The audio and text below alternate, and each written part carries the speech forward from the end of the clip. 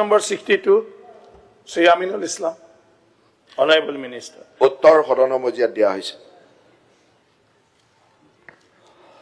মানে অধ্যক্ষ মহোদয়, মোৰ যিখিনি প্ৰশ্ন আছিল যে আমি ইয়াত পাইছোঁ অসমৰ সৰ্বমুঠ 31খন জিলাত 105খন চহৰ আছে আৰু দক্ষিণ শালমাৰা মানকাছৰ জিলাত এখনো টাউন নাই, এখনো মিউনিচিপালিটি বোৰ্ড নাই। আৰু আমাৰ এই কথাটো জড়িত মই এটা কথা ক'ব বিচাৰিছোঁ যে আজি এখনো বোৰ্ড নথকাত আমাৰ জিলাখন, আমাৰ জিলাৰ সদৰ কাৰ্যখন এটা পঞ্চায়তৰ ভিতৰত আছে।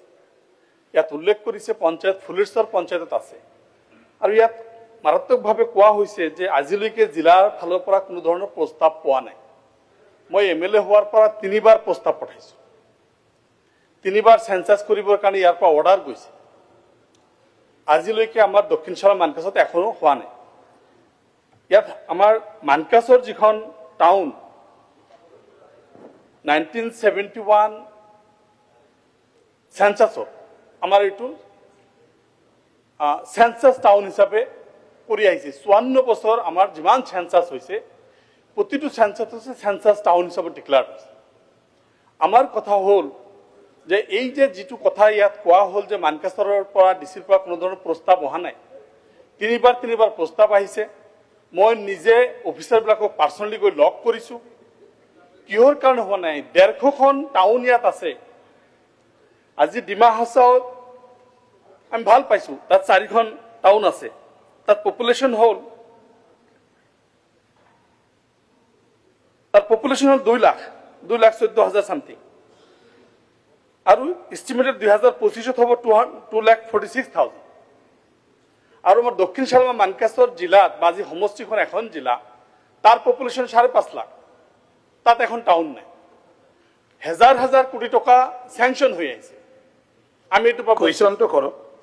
আমাৰ কথাটো হ'ল চৰকাৰে কেতিয়া আমাৰ এই টাউনটো ডিক্লেয়াৰ কৰিব? মানকাছৰ টাউনটো 1971 পৰা চিটি টাউন হিচাপে দেখুওৱা হৈছে, বাস্তৱত টাউন ডিক্লেয়াৰ হোৱা নাই। Honorable Minister. আৰু আমাৰ দক্ষিণ শালমাৰা মানকাছৰ জিলাৰ যি সদৰ কাৰ্য, এইটো কেতিয়া টাউনত অন্তৰ্ভুক্ত হ'ব? মাননীয় অধ্যক্ষ মহোদয়, সন্মানীয় সদস্যগৰাকীয়ে যদি তেখেতৰ জিলাত টাউন বনাব বিচাৰিছে তেতিয়াহ'লে আয়ুক্তৰ জৰিয়তে, জিলা আয়ুক্তৰ জৰিয়তে আপুনি আবেদন পঠাওক বা প্ৰপ'জেল পঠাওক। মোৰ হাতত যিখিনি তথ্য আছে এতিয়ালৈকে আমাৰ বিভাগে, যদি আপুনি ক'ৰবাত বেলেগত দিছে মই নাজানো, আমাৰ বিভাগে জিলা আয়ুক্তৰ পৰা টাউন গঠনৰ কাৰণে, পৌৰসভা গঠনৰ কাৰণে কোনো প্ৰস্তাৱ আমি বিভাগে পোৱা নাই। আৰু আপোনাক এইটো কথা ক'বলৈ মই আনন্দ অনুভৱ কৰিম, যদি আপুনি টাউন বনাব বিচাৰে, আমিতো বিচাৰি আছোঁ, কেৱল টাউন বনাবৰ কাৰণে যিকেইটা ক্ৰাইটেৰিয়া ফুলফিল কৰিব লাগে সেইখিনি ফুলফিল কৰি দিয়ক। আপুনি টাউন বিচাৰিলেতো আমি টাউন, কাৰণ ভাৰত চৰকাৰেও আৰবানাইজেশ্যনটোৰ ওপৰত গুৰুত্ব দিছে। আৰবানাইজেশ্যন আমি বিচাৰোঁ, গতিকে আপোনাৰ জিলাখনত যদি 2-3খনো টাউন লাগে, ক্ৰাইটেৰিয়া এটা ফুলফিল কৰে, কিন্তু আমাৰ দিবলৈ কোনো অসুবিধা নাই, সোনকালে দিব পাৰিম। কেৱল আপুনি বিভাগীয়ভাৱে যিটো নীতি নিয়ম মতে প্ৰস্তাৱ আহিব লাগে, জিলা আয়ুক্তৰ জৰিয়তে প্ৰস্তাৱ দিয়ক। ইয়াত কেইটামান ক্ৰাইটেৰিয়া আছে, আপোনাক মই মোৰ কাৰ্যালয়ৰ পৰা লৈ ল'ব পাৰিব।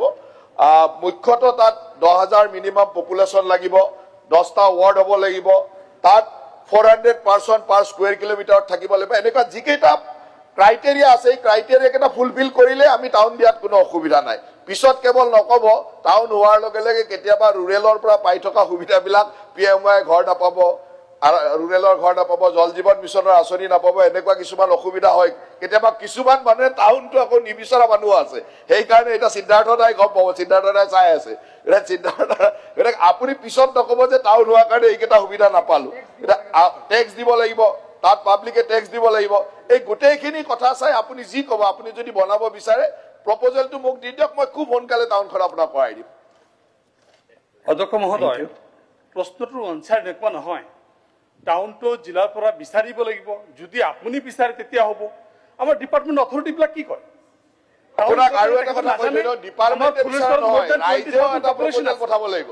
মানকাছৰ টাউনৰ ভিতৰত এতিয়া যিটো চিটি টাউন, তাৰ ভিতৰত 5টা GP আছে, তাত সকলো জাতিৰ মানুহ, তাত বিহাৰী মানুহ আছে, মাৰোৱাৰী মানুহ আছে, বেংগলী হিন্দু মানুহ আছে, মুছলিম মানুহ আছে, আমাৰ জনজাতীয় মানুহ আছে।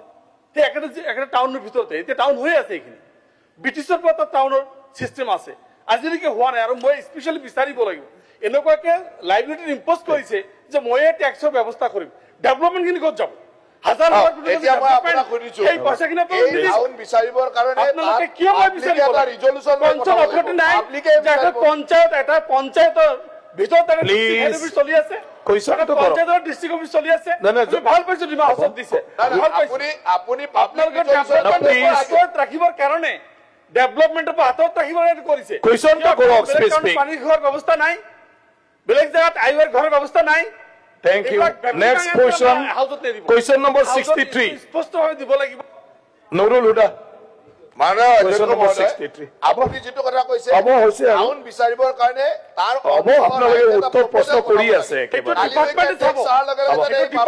Please. হোৱা নাই এতিয়ালৈকে। Question number 62 ডিপাৰ্টমেণ্টে over. চাব, কিয় হোৱা নাই Question number 62 over. Question number 63. Nurul Huda.